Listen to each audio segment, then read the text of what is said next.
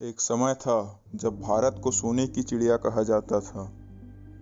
लेकिन क्या आप जानते हैं कि भारत जैसे देश में सोने की कीमत जहां आसमान छूती है, वहीं भारत में एक जगह ऐसी भी है जहां सोना कौड़ियों की कीमत में खरीदा जाता है।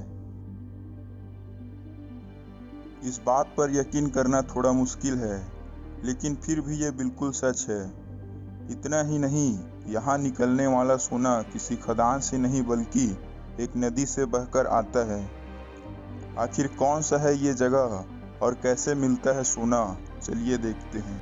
लेकिन इससे पहले अगर आपने इस चैनल को सब्सक्राइब नहीं किया है तो अभी इस चैनल को सब्सक्राइब कर लें, ताकि आपको ऐसे ही इंटरेस्टिंग नॉलेज से भरी वीडियोस आगे भी मिलती रहें। हम आपको कहें कि भारत में एक ऐसी नदी बहती है जिसमें सोना निकलता है और जिसे निकालकर कई लोग करोड़पति भी बन गए हैं। वाकई ही ये चौंकाने वाली बात है। आपको भी इस पर विश्वास नहीं हो रहा होगा, लेकिन ये सच्चाई है। देश में एक ऐसी नदी बह रही है जिसमें से सैकड़ों सालों से सोना निकाला जा रहा है। हालांकि इस नदी में सोने के कण निकलने की क्या वजह है, ये अभी किसी को भी ठीक से पता नहीं है।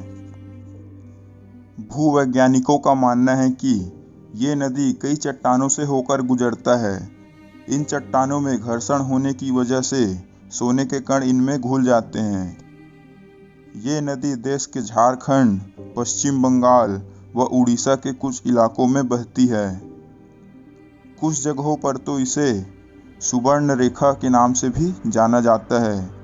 सुवर्ण रेखा और उसकी एक सहायक नदी करकरी के रेत में सोने के कण मिलते हैं। झारखंड में तमाड़ और सारणा के आदिवासी नदी की रेत को छानकर उसमें से सोने के कणों को निकालने का काम करते हैं। इस काम में इन आदिवासियों की कई पीढ़ियां लगी हैं। इन परिवार के सभी बच्चे, बूढ़े व पुरुष यही सोना निकालने का काम करते हैं। आमतौर पर एक व्यक्ति दिन भर काम करने के बाद सोने के 1 या 2 कण निकाल पाता है, यानी महीने में 60 से 80 सोने के कण निकाल लेता है।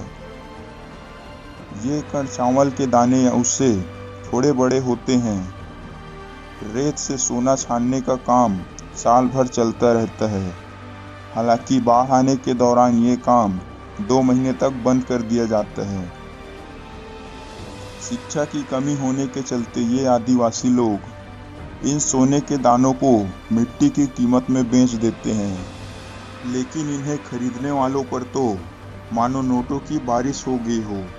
इन आदिवासी परिवारों से 60 से 70 रुपए में एक सोने के दानों को खरीदकर ये इन्हें बाजारों में 500 से 600 रुपए में बेच देते हैं, जिसके चलते ये जल्द ही करोड़पति बन जाते हैं। इस नदी के आसपास पाए जाने वाली लाल मोरंग मिट्टी में भी सोने के कण पाए जाते हैं।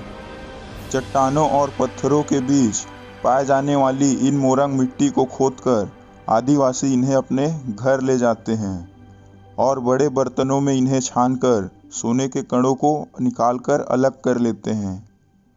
अगर आप भी कभी यहाँ घूमने जाओ तो इस नदी की मिट्टी को जरूर ले आना, जो आपके घर आते ही शायद सोने में बदल जाए। तो दोस्तों, इस सोने के नदी के बारे में आप क्या सोचते हैं? हमें कमेंट करके अपनी राय ज़रूर बताएं।